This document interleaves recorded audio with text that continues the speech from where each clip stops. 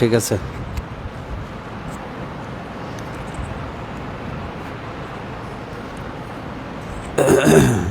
এই ফ্যানটা বন্ধ করে দেন, এই ফ্যানটা বন্ধ করেন।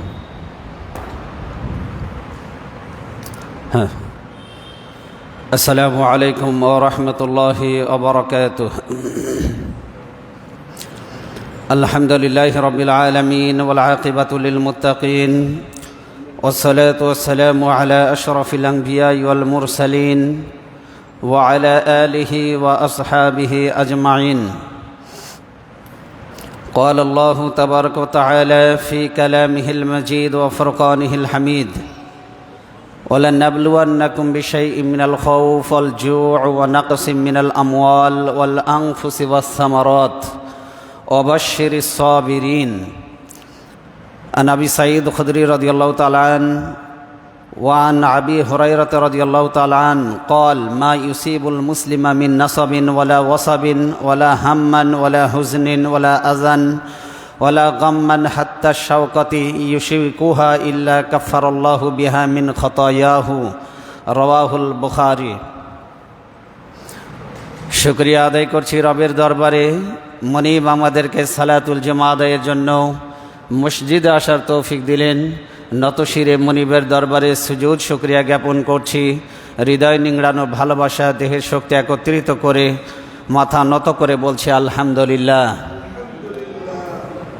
জোরে সোরে সমস্বরে সবাই পড়ি আলহামদুলিল্লাহ। সম্মানিত ইমানদার ও প্রিয় ইমানদার, দিনদার, পরহেজগার মুসলিম ভাইয়েরা, আল্লাহ সুবহানাহু ওয়া তাআলা আমাদেরকে প্রতিটি জুমায় সমসাময়িক, জাতীয়, আন্তর্জাতিক গুরুত্বপূর্ণ একটি বিষয় করে আমাদেরকে আলোচনা পর্যালোচনার তৌফিক দেন। সেই ধারাবাহিকতায় মনিব আমাদেরকে যদি আজকে তৌফিক দেন তো আজকে আমরা আলোচনা করব। আমাদের আজকের আলোচনার বিষয়বস্তু হচ্ছে বন্যা, আল্লাহর পরীক্ষা, বান্দার করণীয়, অসহায় মানুষের প্রতি আমাদের দায়িত্ব কি, এই বিষয় নিয়ে আজকে আমরা কথা বলবো। আল্লাহ সুবহানাহু ওয়া তাআলা এই পৃথিবীকে মানুষের জন্য পরীক্ষার স্থান হিসাবে সৃষ্টি করেছেন। মানুষের জীবনে কখনো সুখ আসে, মানুষের জীবনে কখনো দুঃখ আসে, মানুষের জীবনে কখনো সুখ স্বাচ্ছন্দ্য আসে, মানুষের জীবনে কখনো সংকট আসে, কখনো নিরাপত্তা, কখনো ভয়, কখনো বন্যা, কখনো ঘূর্ণিঝড়, কখনো ভূমিকম্প, কখনো খরা, কখনো মহামারী, আবার কখনো অন্যান্য দুর্যোগ নেমে আসে। এইসব ঘটনাকে একজন মুমিন কেবলমাত্র প্রাকৃতিক বা দৈব ঘটনা হিসেবে সে দেখে না, বরং সে বিশ্বাস করে এই প্রত্যেকটি ঘটনার পিছনে আল্লাহ তাআলার ইচ্ছা, আল্লাহ তাআলার হিকমত, তাকদির অনুযায়ী সব কিছু সংগঠিত হয়। প্রতিটি ঘটনার পিছনে শিক্ষা রয়েছে, প্রতিটি ঘটনার পিছনে উপদেশ রয়েছে, প্রতিটি ঘটনার পিছনে রয়েছে সতর্ক বার্তা, রয়েছে ইমানদারদের জন্য আত্মসমালোচনার সুযোগ। কথা বলেন ঠিক কিনা? আজ বাংলাদেশের বিভিন্ন অঞ্চল ভয়াবহ বন্যায় প্লাবিত, বিশেষ করে চট্টগ্রাম বিভাগ, তার অন্তর্গত বিভিন্ন চট্টগ্রাম বিভাগের অন্তর্গত কয়েকটি জেলা, বিভিন্ন উপজেলা এবং বিভিন্ন অন্যান্য জায়গাতেও বাংলাদেশের বিভিন্ন প্রান্তিক এলাকা, বিভিন্ন জেলা উপজেলায় বন্যা, পাহাড় ধসে বহু মানুষের প্রাণ ইতিমধ্যেই প্রাণহানি ঘটেছে, তারা মৃত্যুর মুখে পতিত হয়েছে। অসংখ্য মানুষ পানিবন্দী হয়ে তারা মানবেতর জীবনযাপন করছে।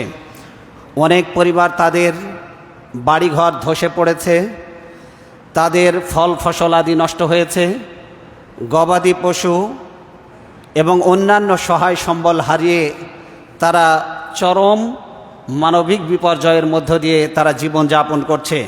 তারা চরম পর্যায়ে মানবিক সংকটে পরিণত হয়েছে। কোথাও কোথাও দেখা যাচ্ছে বিশুদ্ধ পানির অভাব, কোথাও খাদ্যের সংকট, আবার কোথাও চিকিৎসা সেবার পর্যাপ্ত অভাব, আবার কোথাও দেখা যাচ্ছে আশ্রয়হীনতা, নারী, শিশু এবং বৃদ্ধরা বিশেষ করে চরম মানবিক সংকটে তারা পড়েছে। এগুলি বিভিন্ন সোশ্যাল মিডিয়ার কল্যাণে আপনারা দেখতে পেয়েছেন ইতিমধ্যে। এই কঠিন মুহূর্তে একজন মুমিনের দৃষ্টিভঙ্গি কেবল আবেগ নির্ভর হতে পারে না, যেমনটি আমরা করছি। শুধুমাত্র আবেগ নির্ভর হলে চলবে না, বরং কোরআন সুন্নাহর আলোকে আমাদেরকে উপলব্ধি করতে হবে। এবং এ ধরনের দুর্যোগ আল্লাহ তাআলার পক্ষ থেকে একটি পরীক্ষা রয়েছে, উপদেশ। এ ধরনের বিপদের মধ্যে রয়েছে আমাদের জন্য সতর্কবার্তা। এবং এটাও মনে করতে হবে যে এই ধরনের বিপদের মধ্য দিয়ে আল্লাহর রহমত এবং মর্যাদা বৃদ্ধির কারণ হতে পারে। আল্লাহর পক্ষ থেকে রহমত এবং মর্যাদা বৃদ্ধির কি হতে পারে বলুন? আল্লাহর পক্ষ থেকে রহমত এবং মর্যাদা বৃদ্ধির মাধ্যমও হতে পারে। আজকে আমরা কোরআন সুন্নাহর আলোকে জানার চেষ্টা করব যে বিপদ আপদ মুসিবত দুঃখ কষ্ট এগুলো মানুষের জীবনে কেন আসে, নাম্বার 1। 2 নম্বর পয়েন্টে আমরা জানার চেষ্টা করব বন্যা কেন হয়। প্রাকৃতিক এই যে মহামারী, জলোচ্ছ্বাস, ঘূর্ণিঝড়, টর্নেডো, সাইক্লোন, জলোচ্ছ্বাস, ভূমিধস, এই প্রাকৃতিক দুর্যোগগুলি কেন আসে এবং এর পিছনে আল্লাহ পাকের কি হিকমত রয়েছে, এটাও আমরা জানার চেষ্টা করব। এবং একজন মুসলিমের সামাজিক এবং ব্যক্তিগত দায়িত্ব কি, এই সমস্ত প্রাকৃতিক দুর্যোগ আসলে একজন মুমিন কি করবে, সে বিষয় নিয়েও আমরা কথা বলবো। কিভাবে এই দুর্যোগের মধ্য দিয়ে আমরা আল্লাহর সন্তুষ্টি অর্জন করতে পারি সে বিষয় নিয়েও আমরা কথা বলবো। বিমাশিয়াতিল্লাহ, বিইজনিল্লাহ, বিফাদলিল্লাহ। আল্লাহ যেন আমাদেরকে বলার এবং শোনার তৌফিক দেন, বলেন আমিন। বন্যাসহ যে প্রাকৃতিক দুর্যোগ, এই দুর্যোগ সম্পর্কে ইসলামের দৃষ্টিভঙ্গি কি, আসুন সেটা আমরা জানার চেষ্টা করি। ইসলাম আমাদেরকে শিক্ষা দেয় পৃথিবীতে যে কোনো ধরনের দুর্ঘটনা যেটাই হোক না কেন, এটা আল্লাহ পাকের ইচ্ছা এবং হিকমত ছাড়া কোনো প্রাকৃতিক দুর্যোগ সংগঠিত হয় না। অনেকে বলে প্রাকৃতির খেলা, নাউজুবিল্লাহি মিন যালিক। প্রকৃতির নিজস্ব কোনো শক্তি নেই।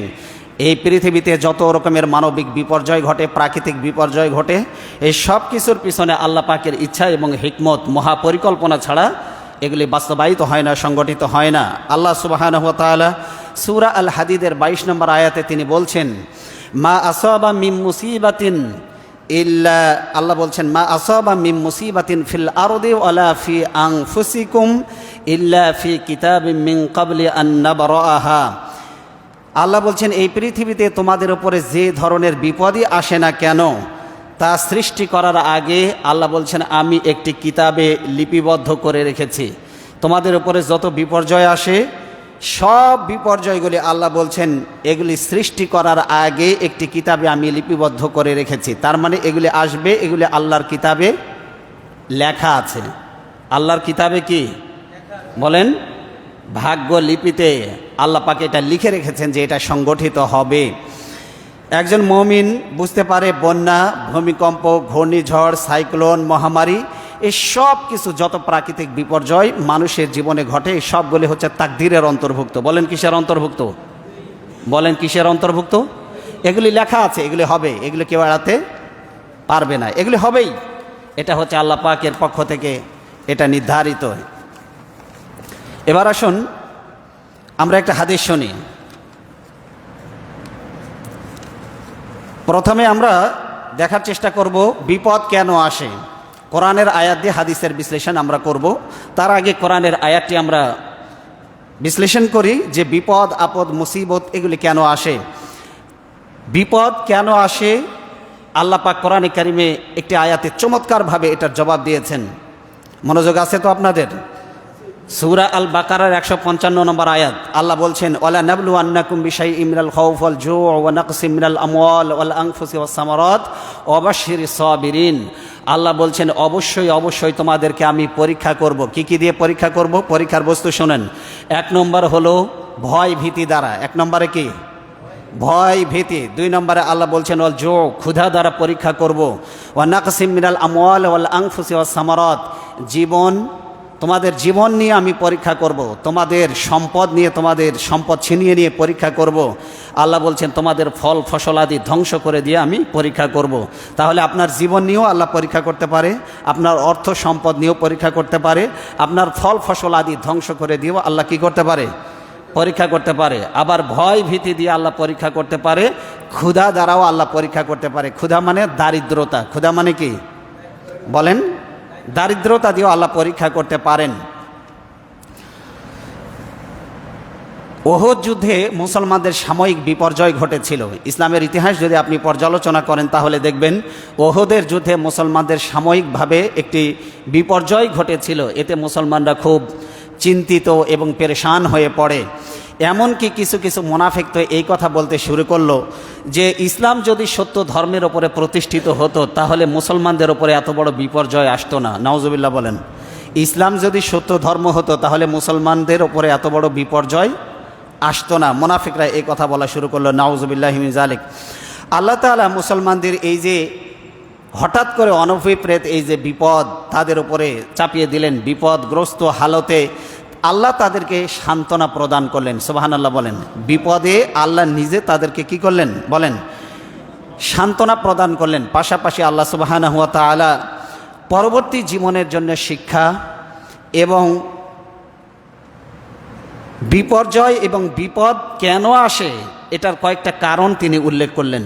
মুসলমানদের যখন বিপর্যয় হলো, বিপর্যয় কেন আসে তার কারণ আল্লাহ উল্লেখ করে তিনি বলছেন, সুম্মা সরাফাকুম আনহুম লিয়াবতালিয়াকুম। আল্লাহ তাআলা তোমাদেরকে পরীক্ষা করার জন্য, ভালো করে বুঝুন, লিয়াবতালিয়াকুম, আল্লাহ তাআলা তোমাদেরকে পরীক্ষা করার জন্য কি করলেন? কাফেরদের থেকে তোমাদেরকে ফিরিয়ে দিলেন। প্রথম দিকে মুসলমানরা বিজয় অর্জন করেছিল, তারপরে মুসলমানদের এই বিজয়টা মুহূর্তের মধ্যে আল্লাহ পরাজয়ে পরিণত করে দিলেন।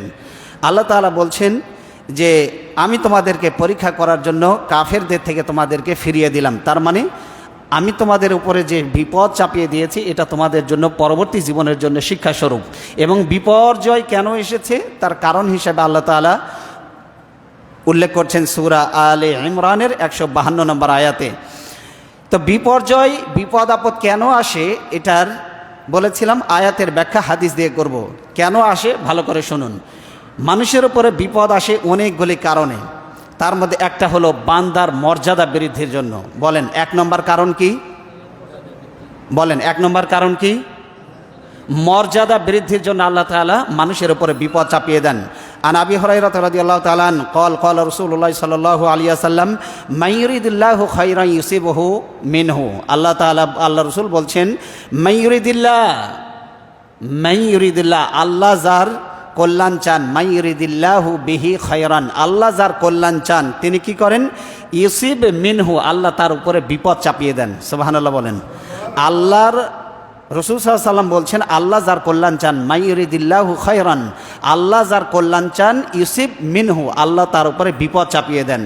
এটা বলা হয়েছে সহিহ আল বুখারীর 5664 নম্বর হাদিস। আনাস ইবনে মালিক থেকে বর্ণিত, তিনি বলছেন, হযরত আনাস রাদিয়াল্লাহু তাআলা আনহু থেকে বর্ণিত, তিনি বলেন আনিন নবী সাল্লাল্লাহু আলাইহি ওয়াসাল্লাম, রাসূলুল্লাহ সাল্লাল্লাহু আলাইহি ওয়াসাল্লাম বলেছেন ইন্না ইযামাল জাযাই মা ইযামিল বালাই। বিপদ যত মারাত্মক হবে, ভালো করে বুঝুন, বিপদ যত মারাত্মক হবে, মা ইযামিল জাযা, প্রতিদানও তত মহান হবে। সুবহানাল্লাহ বলেন। বিপদ যত কঠিন হবে, বলেন বিপদ যত কঠিন হবে, মারাত্মক হবে, প্রতিদানও তত মহান হবে, প্রতিদানও তত বড় হবে। আল্লাহ রাসূল আরও বলছেন ফামান রাদিয়া ফালাহুর রাদা, যদি বিপদে পড়ে কোনো ব্যক্তি যদি আল্লাহর প্রতি সন্তুষ্ট থাকে আল্লাহ তার প্রতি সন্তুষ্ট হয়ে যান। সুবহানাল্লাহ। ওমান সাখাতা, নবীজি সাল্লাল্লাহু আলাইহি ওয়াসাল্লাম বলছেন ফালাহুস সাখাত, যদি কোনো ব্যক্তি বিপদে পতিত হয়ে যদি আল্লাহর প্রতি অসন্তুষ্ট হন আল্লাহও তার প্রতি অসন্তুষ্ট হয়ে যায়। নাউজুবিল্লাহি মিন যালিক। তাহলে আল্লাহ বিপদ দেন বান্দার মর্যাদা বৃদ্ধি করার জন্য, আর সে যখন অসন্তুষ্ট হয়ে যায় আল্লাহ নিজেও তার প্রতি কী হয়ে যান? অসন্তুষ্ট হয়ে যান। এই জন্য আমান সাখিতা ফালাহুস সাখাত, যে ব্যক্তি বিপদে পড়ে অসন্তুষ্ট হয় আল্লাহ তার প্রতি কী হন? বলেন আল্লাহ তার প্রতি অসন্তুষ্ট হয়ে যান। এটা বলা হয়েছে জামিয়া তিরমিজির 2397 নম্বর হাদিস। এরপরে জামিয়া তিরমিজির 2396 নম্বর হাদিসে আল্লাহ রাসূল সাল্লাল্লাহু আলাইহি ওয়াসাল্লাম কি বলছেন ভালো করে শুনুন। আনাস রাদিয়াল্লাহু তাআলা আনহু হাদিসটি বর্ণনা করছেন, ইজা আরাদাল্লাহু বিআবদিহিল খায়রা আজ্জালা লাহুল উকুবাতা ফিদ দুনিয়া। সুবহানাল্লাহ বলেন। আল্লাহ যখন কোনো বান্দার কল্যাণ করতে চান তখন কি করেন? তাড়াতাড়ি করে দুনিয়ার জীবনে আল্লাহ তাকে বিপদে ফেলে দেন। ভালো করে বুঝুন, আল্লাহ যখন কোনো বান্দার কল্যাণ চান দুনিয়ার জীবনে আল্লাহ দ্রুত তাকে বিপদে ফেলে দেন। এরপরে আল্লাহ রসুল বলছেন, ওয়াইজা আরাদাল্লাহু বিআবদিহি শাররা আমসাকা আনহু বিজামবিহি হাত্তা ইউওয়াফা বিহি ইয়াউমাল কিয়ামা।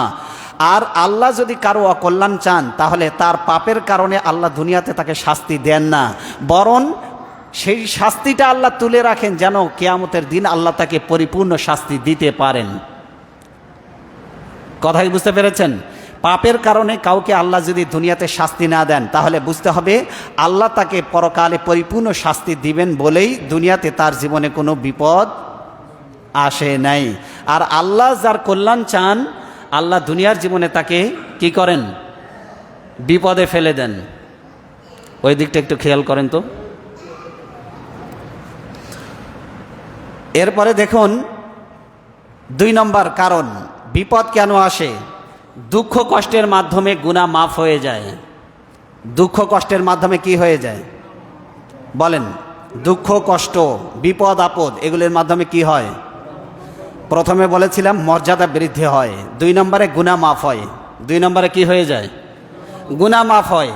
আবু সাঈদ খুদরি রাদিয়াল্লাহু তাআলা আনহু এবং আবু হুরায়রা রাদিয়াল্লাহু তাআলা আনহু দুইজনেই বিখ্যাত জলিলুল কদর সাহাবী, দুইজনে মিলে যৌথ হাদিস বর্ণনা করছেন। কি হাদিস?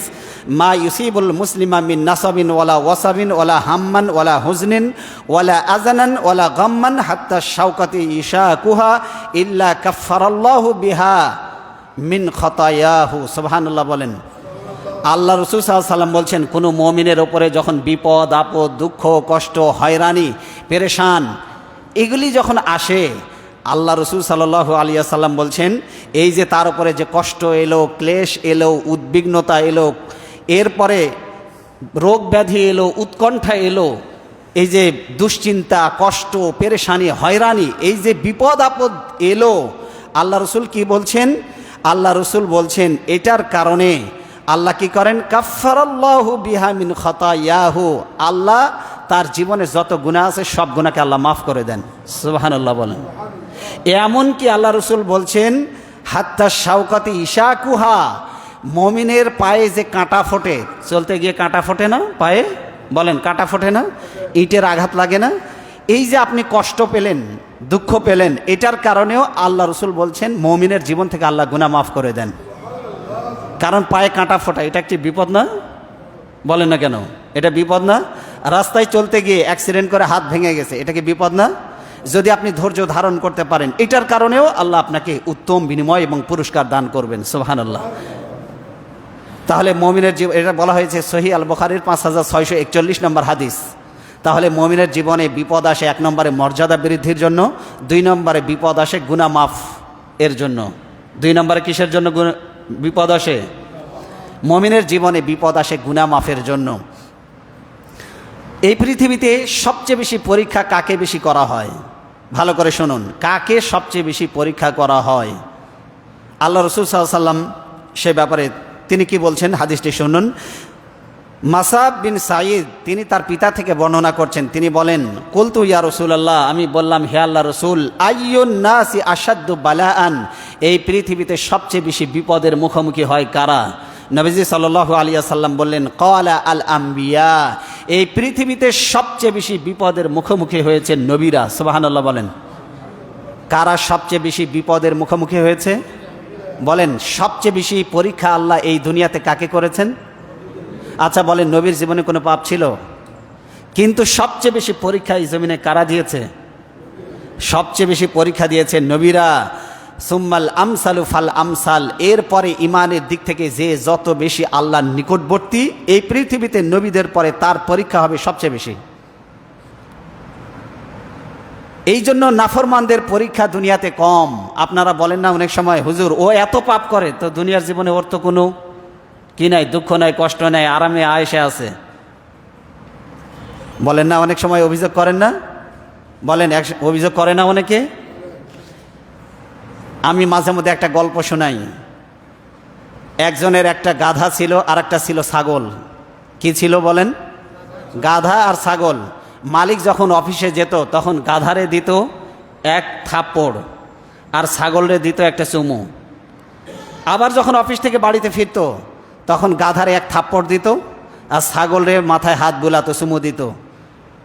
তো ছাগল একদিন গাধারে বলতেছে, গাধা তুই আসলেই গাধা। তো গাধা বলতেছে, তুই আমারে বললেও গাধা, না বললেও গাধা, তো তুই আমার এরকম তুচ্ছ তাচ্ছিল্য করে বলিস কেন? তো বলতেছে, দেখিস না একই মালিকের দুইজনের সাথে কি আচরণ, তোরে থাপ্পড় দেয় আর লাথি দেয়, কিল ঘুষি দেয়, আর আমারে গায়ে হাত বুলায়, চুমু দেয়। তখন গাধা বলতেছে, ছাগল তা তো ঠিকই, মালিক তোরে হাত বুলায় গায়ের ওপরে, তোরে চুমু দেয়, কিন্তু কি জন্য দেয় তুই কি জানিস? বলছে, না জানি না। বলছে, কুরবানি চাঁদ উঠছে। কি উঠছে? আচ্ছা বলেন, ছাগলকে যে আদর যত্ন করে খাওয়ায় প্রতিদিন, এটা কি শুভ লক্ষণ না কুলক্ষণ? কয়েকদিন পরে কি হবে? ছুরির তলে দেবে। এই জন্য মুমিনের জীবনে বিপদ আসে, কাফের বেঈমান নাফরমানদের জীবনে বিপদ আপদ কম, মুমিনের জীবনে বিপদ বেশি। কারণ এই পৃথিবীতে সবচেয়ে বেশি বিপদের পরীক্ষা দিয়েছে, বিপদের মোকাবেলা করেছে আল্লাহর নবীরা। এরপরে যে যত বেশি আল্লাহর দ্বীনের নিকটবর্তী এই পৃথিবীতে, তাকে তত বেশি পরীক্ষা করা হবে। এই জন্য আল্লাহর নাফরমানদের কোনো পরীক্ষা এই পৃথিবীতে হবে না, কম হবে।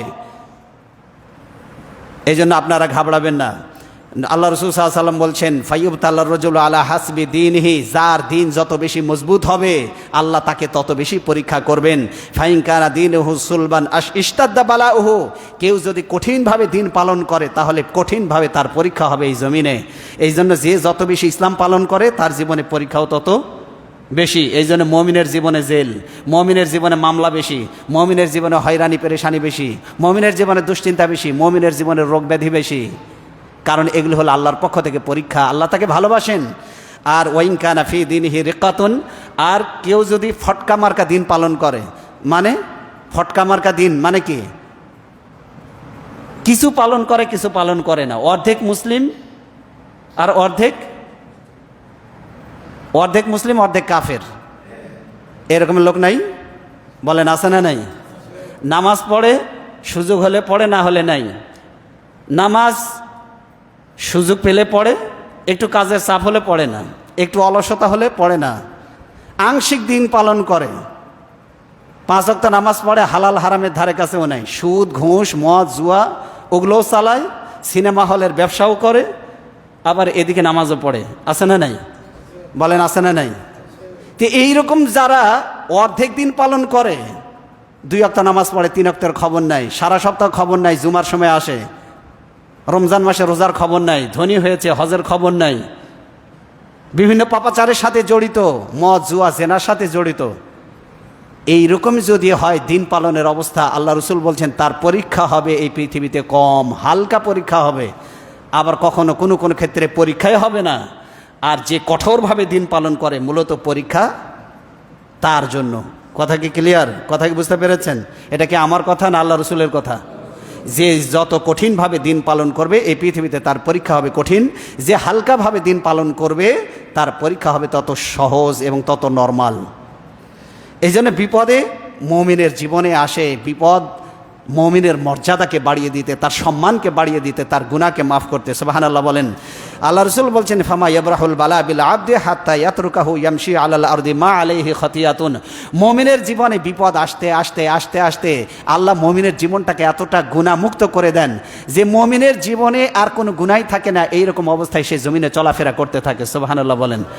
মুমিনের জীবনে সে এমন অবস্থায় চলাফেরা করতে থাকে এই জমিনে যে বিপদ আসতে আসতে তার গুনাহ মাফ হতে হতে সে নিষ্পাপ অবস্থায় জমিনে বিচরণ করে। মানে পাপ যা জমা হয়, বিপদ আসে, পাপ কেটে চলে যায়।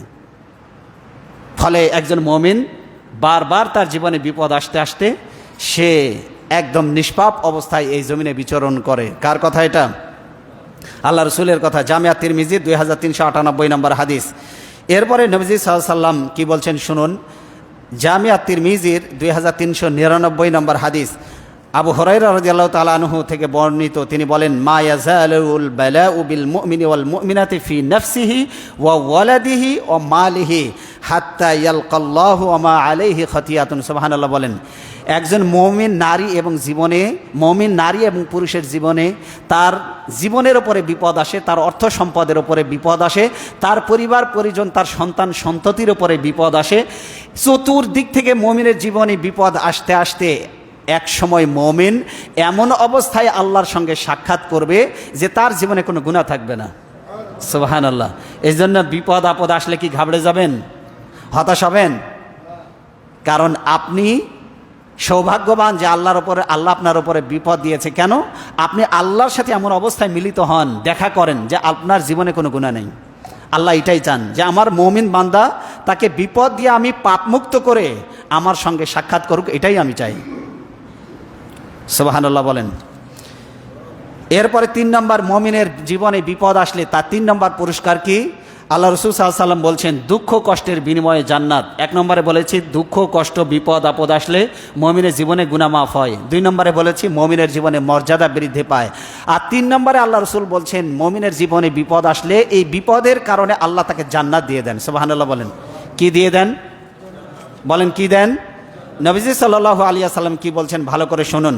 আচ্ছা বলেন তো, আপনার দেহের মধ্যে সবচেয়ে গুরুত্বপূর্ণ অঙ্গ কোনটি? Important part of human body, সবচেয়ে গুরুত্বপূর্ণ যত অঙ্গ আল্লাহ দিয়েছেন, সবচেয়ে আমার কাছে মনে হয়, হাদিসের ধারাভাষ্য অনুযায়ী মনে হয়, এই পৃথিবীতে সবচেয়ে আল্লাহর দেওয়া নিয়ামতগুলি যত অঙ্গ প্রত্যঙ্গ আল্লাহ দিয়েছেন সবটাই গুরুত্বপূর্ণ। এর মধ্যে সবচেয়ে গুরুত্বপূর্ণ হলো 2টি চোখ।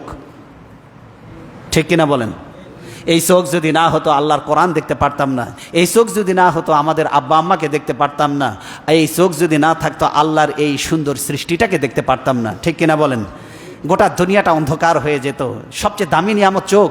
আল্লাহ যাকে এই চোখ 2টি দেওয়ার পরে আল্লাহ ছিনিয়ে নিয়েছেন, তার ব্যাপারে আল্লাহ রাসূল কি বলছেন? ইন্নাল্লাহ তাআলা ইয়াকুলু ইজা আখাযতু কারিমাতা আবদি ফিদ দুনিয়া লাম ইয়াকুন লাহু জাযাউন ইনদি ইল্লাল জান্নাহ। আমি যদি কাউকে 2টি চোখ দিয়ে, আমি যদি ওই 2টি চোখ যদি ছিনিয়ে নেই, অথবা কাউকে আমি 2টি চোখ দেই নাই, দেখার শক্তি কেড়ে নিয়েছি, আল্লাহ রাসূল বলেন, আল্লাহ বলেছেন জান্নাত ছাড়া আমার কাছে তার জন্য আর কোনো পুরস্কার নাই, একমাত্র পুরস্কার হলো তার জন্য জান্নাত। কিসের বিনিময়ে? বলেন কিসের বিনিময়ে? চোখ। আল্লাহ রাসূল বলছেন। এই জন্য আচ্ছা, চোখ না থাকা এটা কি বিপদ না? বলেন বিপদ না? আল্লাহর পক্ষ থেকে পরীক্ষা না? তো এই পরীক্ষায় ও যদি ধৈর্য ধারণ করে, আল্লাহ রাসূল বলছেন তার জন্য জান্নাত ছাড়া আর কোনো প্রতিদান নেই। সুবহানাল্লাহি বিহামদিহি। কি অপূর্ব নিয়ামতের ঘোষণা আল্লাহর পক্ষ থেকে। এই জন্য যে কোনো বিপদে আমরা ধৈর্য ধারণ করব। এই হাদিসটি বলা হয়েছে জামিয়া তিরমিজির 2400 নম্বর হাদিস, অর্থাৎ 2400 নম্বর হাদিস। এটি জামিয়া তিরমিজির 2402 নম্বর হাদিসে বলা হয়েছে, রাসূল সাল্লাল্লাহু আলাইহি ওয়াসাল্লাম বলেন, জাবির রাদিয়াল্লাহু তাআলা আনহু হাদিসটি বর্ণনা করছেন, ইয়াওয়াদ্দু আহলুল আফিয়াতি ইয়াউমাল কিয়ামাতি হিনা ইউতা আহলুল বালা সাওয়াবা লাউ আন্না জুলুদাহুম কানাত কুরিদাত ফিদ দুনিয়া বিল মাকারিদি। নবীজি সাল্লাল্লাহু আলাইহি ওয়াসাল্লাম বলছেন, কিয়ামতের দিন, শুনতেছেন তো কথা? মনোযোগ আছে আপনাদের? ভালো করে শুনুন। আল্লাহ রাসূল সাল্লাল্লাহু আলাইহি ওয়াসাল্লাম বলছেন, কিয়ামতের দিন দুনিয়াতে যাদেরকে বিপদ দিয়ে পরীক্ষা করা হয়েছে, এদেরকে আল্লাহ এত এত নিয়ামত আল্লাহ তাদেরকে দিবেন।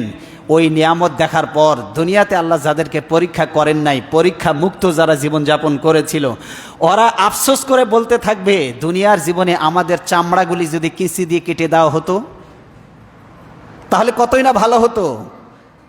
আমরা কেন এই নিয়ামতগুলি থেকে বঞ্চিত হলাম?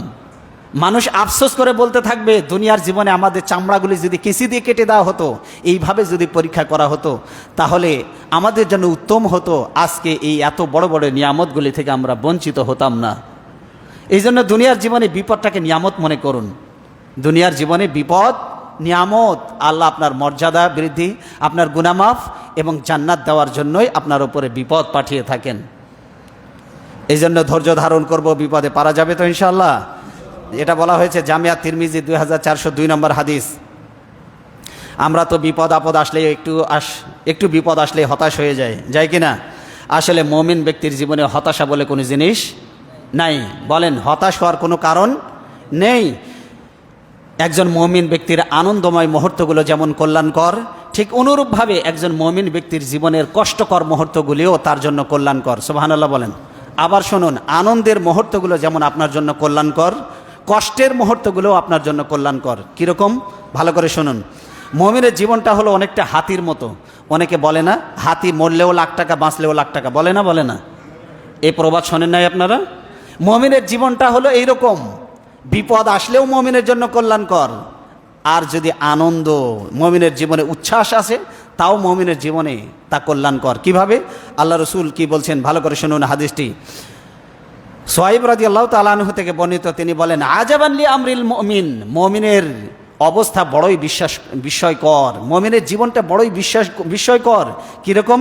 ইন্না আমরাহু কুল্লাহু লাহু খায়রুন, মুমিনের অবস্থা বিস্ময়কর, কারণ প্রতিটি বিষয় মুমিনের জন্য কল্যাণকর। সুবহানাল্লাহ বলেন। মুমিনের প্রতিটি বিষয় কল্যাণকর। কীরকম? নবীজি সাল্লাল্লাহু আলাইহি ওয়াসাল্লাম বলছেন, লাইসা যাকা লি আহাদিন ইল্লা লি মুমিনিন ইন আসাবাতহু সাররা শাকারা, মুমিনের জীবনে যদি কখনো কি আসে, সুখ স্বাচ্ছন্দ্য আসে, তাহলে মুমিন শুকরিয়া আদায় করে। সুবহানাল্লাহ বলেন। মুমিনের জীবনে যখন সুখ স্বাচ্ছন্দ্য আসে, মুমিন কি করে বলেন? শুকরিয়া আদায় করে। এটা মুমিনের জন্য কল্যাণকর। আল্লাহ এই শুকরিয়া আদায়ের কারণে তাকে সওয়াব দেন। সুবহানাল্লাহ বলবেন না? আর যদি মুমিনের জীবনে ওয়াইন আসাবাতুহু, নবীজি সাল্লাল্লাহু আলাইহি ওয়াসাল্লাম বলছেন, ওয়াইন আসাবাতুহু দাররা ফাসাবারা, মুমিনের জীবনে যদি বিপদ আসে তাহলে মুমিন ব্যক্তি ধৈর্য ধারণ করে, ফাকানা খায়রান লাহু, এটাও মুমিনের জন্য কল্যাণকর। আপনার জীবনে সুখ স্বাচ্ছন্দ্য এসেছে, আলহামদুলিল্লাহ বলেছেন, ওটার কারণেও সওয়াব। আবার আপনার জীবনে বিপদ এসেছে, আপনি ধৈর্য ধারণ করেছেন, পড়েছেন ইন্না লিল্লাহি ওয়া ইন্না ইলাইহি রাজিউন, আল্লাহ ওইটার কারণেও আপনাকে সওয়াব দিয়ে দেন। তাহলে বিপদেও সওয়াব, সুখ স্বাচ্ছন্দ্যে থাকলেও সওয়াব। মুমিনের জীবনের কোনো অবস্থাতেই সে কল্যাণ থেকে বঞ্চিত নয়, সওয়াব থেকে বঞ্চিত নয়। বিপদ আসলে ধৈর্য ধারণ করবেন, ইন্না লিল্লাহ পড়বেন, আল্লাহর কাছে সাহায্য কামনা করবেন, এটার বিনিময়ে সওয়াব পাবেন। আবার সুখ স্বাচ্ছন্দ্যে থাকলে আল্লাহর শুকরিয়া আদায় করবেন আলহামদুলিল্লাহ বলে, এটার কারণেও আল্লাহ আপনাকে কি করবেন? সওয়াব দিবেন।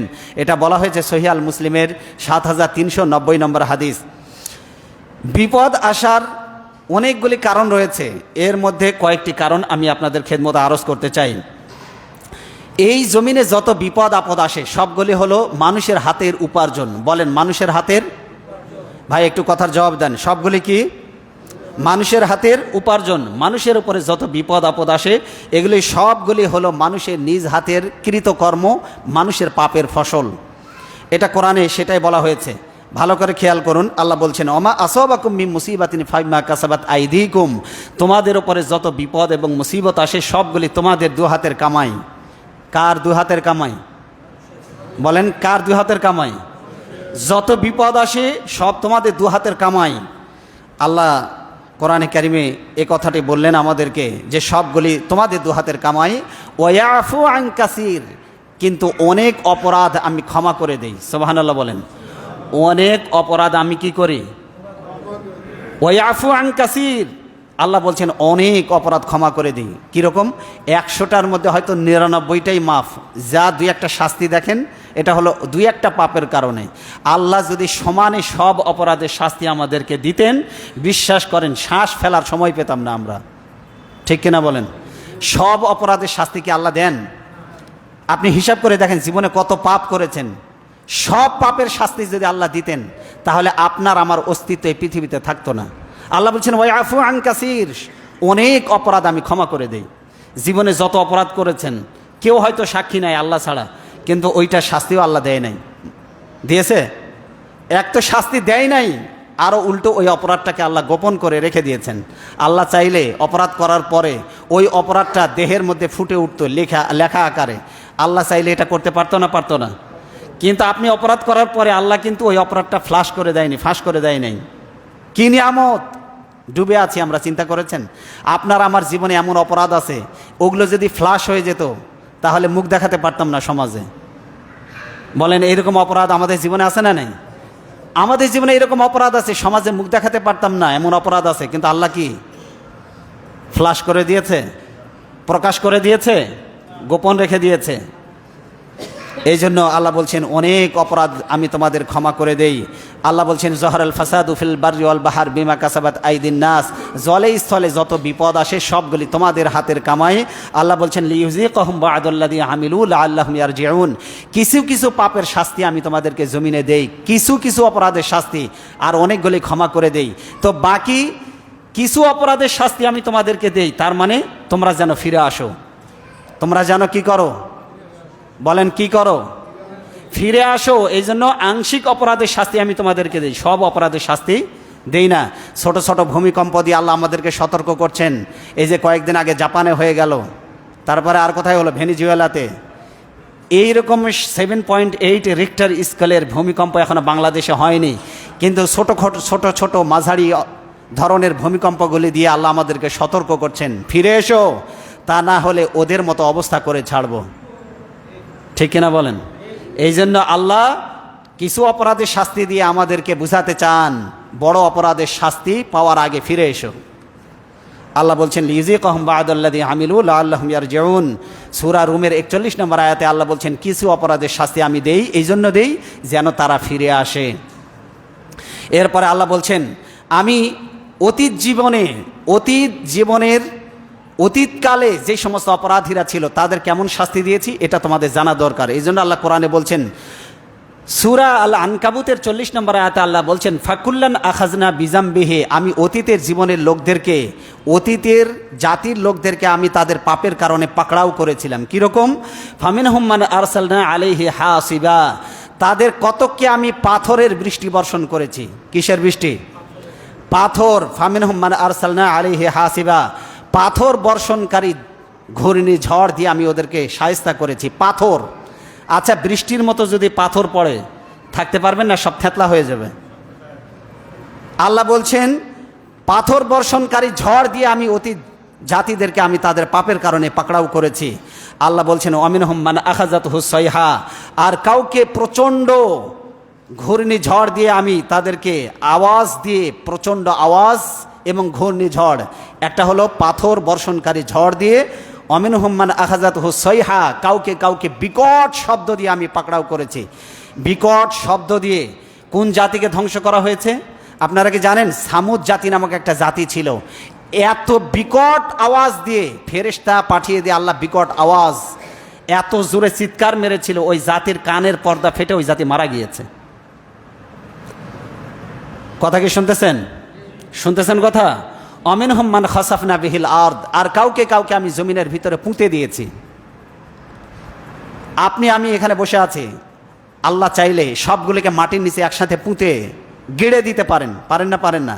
হুট করেই ভূমিধস হবে, মাটির নিচে কয়ে হারায় যাব। আল্লাহ চাইলে এটা করতে পারেন। অতীত জীবনের লোকদেরকে যেমন করেছিলেন ভূমিধস দিয়ে, আল্লাহ বলছেন আমি মাটিতে পুঁতে দিয়েছি ওদেরকে। আর কি করেছি?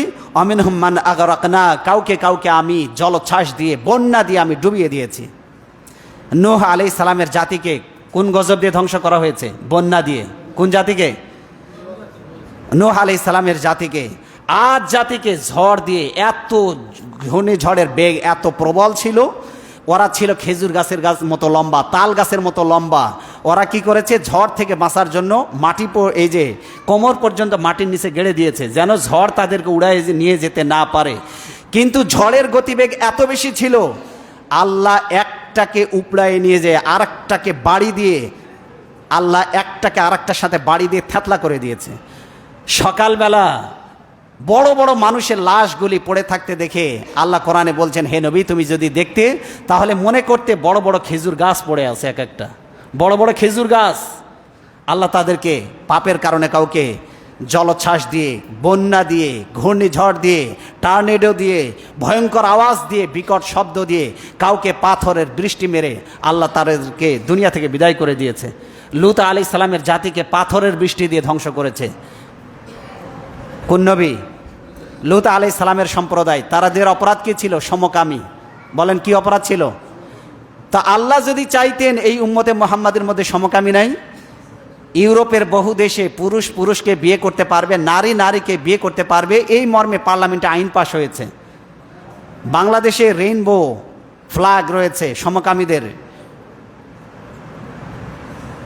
রংধনু ফ্ল্যাগ, পতাকা বহন করে, এরা হলো সমকামী। সমকামীদের আন্দোলন রয়েছে, তারা বাংলাদেশে এটা প্রতিষ্ঠা করার জন্য চেষ্টা করছে। কিন্তু এরা জানে না অতীত ইতিহাস, সমকামী জাতিদেরকে আল্লাহ পাথর দিয়ে, আল্লাহ পাথরের বৃষ্টি দিয়ে এই জাতিকে শুধু পাথরের বৃষ্টি দিয়ে ধ্বংসই করেন নাই, বরং ফেরেশতা পাঠিয়ে দিয়ে আল্লাহ সুবহানাহু ওয়া তাআলা বললেন, জিবরিল, গোটা উপত্যকা, ওই কমিউনিটির নাম ছিল সাদুম কমিউনিটি, যেটা বর্তমান জর্ডানে অবস্থিত, যেটাকে বলা হয় ডেড সি, মৃত সাগর। ওই পুরো অঞ্চলটা 75 কিলোমিটার লম্বা। পুরো অঞ্চলটাকে জিবরাইল আমিন হাতের মুঠোর মধ্যে নিয়েছে, নিয়ে এটাকে আসমানের নিকটবর্তী করে পুরো জমিনটাকে উল্টায় দিয়েছে। পুরো জমিনটাকে উল্টায় দিয়ে সেখানে পাথরের বৃষ্টি নিক্ষেপ করে আল্লাহ সবগুলোকে সমূলে ধ্বংস করে দিয়েছে। তাহলে গজব আসে মানুষের ওপরে পাপের কারণে। কিসের কারণে বলেন? পাপের কারণে গজব আসে। কি কি অপরাধ? 5 অপরাধের কারণে 5 ধরনের শাস্তি আসে। বলেন কয় অপরাধের কারণে? আল্লাহ রসুল বলেছেন এই 5টি বিপদের মুখোমুখি তোমরা হবে, কিন্তু আমি আল্লাহর কাছে দোয়া করি 5টা বিপদ যেন তোমাদের উপরে না আসে। কি কি 5 ধরনের বিপদ? নবীজি সাল্লাল্লাহু আলাইহি সাল্লাম বলেছেন, কোনো জাতির মধ্যে যখন জিনা, ব্যভিচার, অশ্লীলতা যখন ছড়িয়ে পড়ে, আল্লাহ তখন প্লেগ রোগের মতো মহামারী ওই জাতির মধ্যে ছড়িয়ে দেন। প্লেগ রোগ হতে পারে, এইডস হতে পারে, করোনা ভাইরাসের মতো মহামারী, যার শরীরে লাগবে সাথে সাথে মৃত্যুর কোলে ঢলে পড়বে। আল্লাহ এরকমের রোগ ছড়িয়ে দেবেন কখন? যখন সমাজে জেনা, ব্যভিচার, অবৈধ সম্পর্ক যখন বেড়ে যাবে নারী পুরুষের। নবীজি সাল্লাল্লাহু আলাইহি সাল্লাম আরও বলেছেন, যখন অশ্লীলতা সমাজের মধ্যে বেড়ে যাবে, তখন এমন রোগ ওই জাতির মধ্যে আমি চাপিয়ে দিব, যেই রোগ অতীত জীবনে কারো মধ্যে ছিল না। আচ্ছা বলেন না, এই যে 2019-এর আগে, 2019 সালের আগে করোনা ভাইরাস নামক কোনো ভাইরাস অতীতে ছিল? কেউ নাম শুনেছেন আপনারা? 80-র দশকের আগে এইডসের মতো মারাত্মক প্রাণঘাতী ব্যাধির নাম পৃথিবীতে কেউ শোনে নাই। নবীজি বলেছেন, অশ্লীলতা ছড়িয়ে পড়লে এমন রোগ সমাজের মধ্যে ছড়িয়ে দেব, যেই রোগ তোমাদের পূর্ববর্তী জাতি কোনো লোকের মধ্যে, কোনো সম্প্রদায়ের মধ্যে ছিল না। আরও সামনে কত ভয়ঙ্কর রোগের জন্য অপেক্ষা করতে হবে, এই জাতি সেটা দেখবে যদি বেঁচে থাকে। কেন? অশ্লীলতার কারণে এমন রোগ আল্লাহ দিবেন, ডাক্তাররা খুঁজেই পাবে না এটার ঔষধ কী হবে। এটা হলো আল্লাহর পক্ষ থেকে গজব। 2 নম্বর হচ্ছে, ওজনে যখন কোনো জাতি কম দেয়, কিসে বলেন? ওজনে যখন কারচুপি করে, তখন তাদের উপরে দুর্ভিক্ষ নেমে আসে। কি নেমে আসে? দুর্ভিক্ষ, কঠিন বিপদ, মুসিবত নেমে আসে। আর নবীজি সাল্লাল্লাহু আলাইহি সাল্লাম বলছেন, কি বলছেন? অজাউরুস সুলতানি আলাইহিম, জালিম শাসকের অত্যাচার ওই জনগণের উপরে আমি চাপিয়ে দেই। এমন শাসক চাপিয়ে দেব, জনগণকে পিটায় ঠান্ডা করবে। জনগণ নিজের অধিকার নিয়ে কোনো কথা বলতে পারবে না, পিটায়ে জনগণের হাড় হুড্ডে ভেঙে ফেলবে। এটা আল্লাহ রসুলের হাদিস। বলছে, যদি ওজনে কম দাও, দুর্ভিক্ষ চাপিয়ে দেব, অতিবৃষ্টিতে ফসল সব নষ্ট হয়ে যাবে, আবার এমন খরা দেব ফসল পুড়ে ছাই হয়ে যাবে। এরপরে আমি জালেম শাসক চাপিয়ে দেব যদি ওজনে কম দেওয়া। বলেন বাজারে ওজনে কম দেওয়া প্লেয়ার আছে না নাই? বলেন আছে না নাই? 3 নম্বর, 5টা গজবে 3 নম্বর হলো, কোনো ব্যক্তি যদি জাকাত আদায় না করে, কি আদায় না করে? জাকাত যদি আদায় না করে, আসমান থেকে বৃষ্টি বন্ধ হয়ে যাবে। আল্লাহ রসুলের হাদিস। আল্লাহ রসুল বলছেন ফসল পুড়ে ছাই হয়ে যাবে, বৃষ্টি বন্ধ করে দেব। কিন্তু বৃষ্টি হয় কেন তাহলে? বৃষ্টি হয়, আল্লাহ রসুল বলছেন, যদি এই যে কথা বলা, কথা না বলা, অবলা, এই যে জন্তু জানোয়ারগুলি আছে, গরু আছে, ছাগল আছে, শুকুর আছে, কুকুর আছে, আছে না, এই যে নিরীহ অবলা প্রাণীগুলি আছে না, এই অবলা প্রাণীগুলি যদি না থাকতো, আল্লাহ রসুল সাল্লাল্লাহু আলাইহি সাল্লাম বলেছেন, আমি আসমানের বৃষ্টি চিরতরে বন্ধ করে দিতাম। এই যে আমি যে পানিটা পাই, জাকাত দেই না, এরপরেও পানি আসে, কিসের কারণে? গরু, ছাগল, হাঁস, মুরগির কারণে। আল্লাহ রসুল বলছেন, ওই প্রাণীগুলি যদি না থাকতো, পানি আমি আসমান থেকে কিয়ামত পর্যন্ত বন্ধ করে দিতাম। 4 নম্বর হচ্ছে, আল্লাহ রসুল সাল্লাল্লাহু আলাইহি সাল্লাম বলেছেন, যদি কোনো জাতি অঙ্গীকার ভঙ্গ করে, কি ভঙ্গ করে? অঙ্গীকার ভঙ্গ করে। কত অঙ্গীকার এই সমাজের নেতারা দেয়, সমাজের মানুষেরা দেয়। আমরা যদি ক্ষমতায় যেতে পারি, স্বর্ণ দিয়ে রাস্তা বানিয়ে দেব। যদি ক্ষমতায় যেতে পারি, গরুর গাড়ির চাকার সমান জিলাপি বানিয়ে দেব। কত ওয়াদা, মটকির সমান রসগোল্লা বানিয়ে দেব। কত ওয়াদা করে, কিন্তু ক্ষমতায় যাওয়ার পরে সব ওয়াদা ভুলে যায়। আল্লাহ রসুল সাল্লাল্লাহু আলাইহি সাল্লাম বলছেন, কোনো জাতি যদি তার জনগণের সাথে ওয়াদা বরখেলাপ করে, কেউ যদি ওয়াদা দিয়ে ওয়াদা রক্ষা না করে, আল্লাহ বলছেন বিজাতীয় দুশ্মনদেরকে চাপিয়ে দেব। মাংনায় ভারত হুঙ্কার দেয় না আমাদের ওপরে, কারণ বিজাতি ওরা বুঝতে পেরেছে এরা সেই জাতি নয় যাদেরকে মেরে ফেললে এরা একসময় জীবনের চাইতে বেশি মৃত্যুকে ভালোবাসতো, যারা শাহাদাতকে কামনা করত, আলিঙ্গন করত, যারা মরে যাওয়াকে ভালোবাসতো, এরা সেই জাতি নয়। এরা এখন বাঁচতে চায়, এরা মরতে চায় না, এরা শহীদ হতে চায় না। সুতরাং এদের মেরে ফেললে কিছু হবে না। এটা ভারত সাহস পেয়েছে, বিজাতি ওরা সাহস পেয়েছে, তাই চোখ রাঙায় আমাদের দিকে তাকায়। কেন তাকায়? কারণ আমাদের ভয় ওদের অন্তর থেকে উঠে গেছে। কিন্তু এমন এক সময় ছিল মুসলিম জাতির নাম শুনলে কাফের বেঈমানদের হৃদয়ে প্রকম্পন সৃষ্টি হয়ে যেত, ঠিক কিনা? যে জাতির নাম শুনলে তাদের হাই প্রেশার বেড়ে যেত, আজকে সেই মুসলিম জাতির দিকে চোখ রাঙায় তাকায়, কারণ ওরা বুঝতে পেরেছে এই জাতি সেই জাতি নয়। 4 নম্বর, আল্লাহর কিতাব দিয়ে কোনো ব্যক্তি যদি আল্লাহর নাজিলকৃত বিধান কোরআন দিয়ে কোনো জাতি যদি শাসন কার্য পরিচালনা না করে, আল্লাহ রাসূল সাল্লাল্লাহু আলাইহি ওয়াসাল্লাম বলেছেন ওই জাতির পরস্পরের মধ্যে আমি যুদ্ধ লাগাই দেব। একই দেশে বসবাস করবে, একই ফ্যামিলিতে থাকবে, কিন্তু এক ভাই আরেক ভাই শত্রু হয়ে যাবে। কেন হবে? আল্লাহ রাসূল সাল্লাল্লাহু আলাইহি ওয়াসাল্লাম বলেছেন আল্লাহর কিতাব দিয়ে বিচার ফায়সালা না করলে। বলেন আমাদের সমাজে এবং রাষ্ট্রে আল্লাহর কোরআন দিয়ে কি বিচার ফায়সালা হয়? বিচার ফায়সালা হয় না বলে দেখবেন আওয়ামী লীগ বিএনপিরে দেখতে পারে না, বিএনপি আওয়ামী লীগরে দেখতে পারে না, জাতীয় পার্টি জামাতরে দেখতে পারে না, জামাত আরেক দলরে দেখতে পারে না।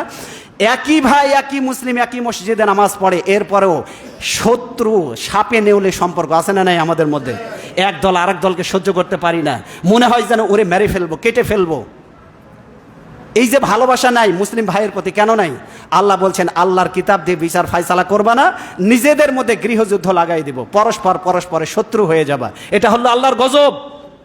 যেই জাতির মধ্যে ভাইয়ের চাইতে বেশি ভালোবাসা ছিল, একজন আরেকজনের বিপদে ঝাঁপিয়ে পড়তো, একজন আরেকজনের সুখে দুঃখে পাশে দাঁড়াতো, শুধু রাজনৈতিক মত পার্থক্য থাকার কারণে সে যদি মরেও যায় চোখের সামনে, তারপরেও তার দিকে ফিরেও তাকায় না।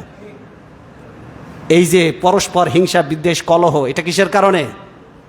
আল্লাহর কিতাব দিয়ে বিচার ফায়সালা না করার কারণে। আল্লাহ বলছেন, আল্লাহ রাসূল বলছেন গৃহযুদ্ধ তৈরি হয়ে যাবে, একজন আরেকজনের শত্রুতে পরিণত হয়ে যাবে তোমরা। এই জন্য কোরআনের কাছে আমাদের ফিরে আসার দরকার আছে না নাই? বলেন আছে না নাই? আল্লাহ যেন এই যে বিপদ আপদ, আজকে কথা এই জন্যই বললাম যে এই যে বিপদ সারা দেশে চলছে, বন্যা, এই যে বিপদ মুমিনের জীবনে এসেছে, গুনাহ মাফের জন্য এসেছে, জান্নাত লাভের জন্য এসেছে, সম্মান মর্যাদা বৃদ্ধির জন্য এসেছে, পাপীদের জন্য গজব আসে হলো গজব হয়ে, আর মুমিনের জীবনে বিপদ আসে রহমত হয়ে। সুবহানাল্লাহ বলেন। এই পাপের কারণে আমাদের উপরে এই গজবগুলি আল্লাহ নাজিল করছেন। আল্লাহ যেন আমাদেরকে পাপের কারণে ধ্বংস করে না দেন। আল্লাহ যেন আমাদেরকে এই বিপদ থেকে যেন আমাদের উত্তরণে তৌফিক দেন। বলেন আমিন। এই বিপদে শুধু আবেগ নির্ভর হলে হবে না, বরং যার যতটুকু সামর্থ্য আছে, ব্যক্তিগত দানের চাইতে এখন সমষ্টিগত দানটা বেশি গুরুত্বপূর্ণ। এই জন্য অথেন্টিক সোর্স যেগুলি আছে, যারা সাহায্য নিয়ে বন্যা কবলিত অঞ্চলের মানুষদের কাছে সাহায্যগুলি পৌঁছে দিচ্ছে, আপনাদের দায়িত্ব হলো সেই বিশ্বস্ত কমিউনিটির কাছে আপনাদের অর্থগুলি হ্যান্ডওভার করা, যেন এই বিপদে আমরাও যেন তাদের বিপদে পাশে থাকতে পারি এবং জান্নাত লাভের বড় একটা মাধ্যম যেন আমরা দুনিয়াতে অর্জন করে নিতে পারি। কারণ আল্লাহ রাসূল বলেছেন একজন মুমিন ব্যক্তির বিপদ যদি দুনিয়ার জীবনে কেউ দূর করে দেয়, কিয়ামতের কঠিন দিনে আমি তার বিপদকে দূর করে দেব। এই জন্য দুনিয়ার জীবনে একজন মুমিন ভাই বিপদে পড়েছে, বন্যায়, আমাদের পাশে দাঁড়ানোর দরকার আছে না নাই? আল্লাহ যেন আমাদের তৌফিক দান করেন। বলেন আমিন। হাযা মা ইনদি ওয়াল ইলমু ইনদাল্লাহ আলাইহি তাওয়াক্কালতু ওয়া ইলাইহি উনীব।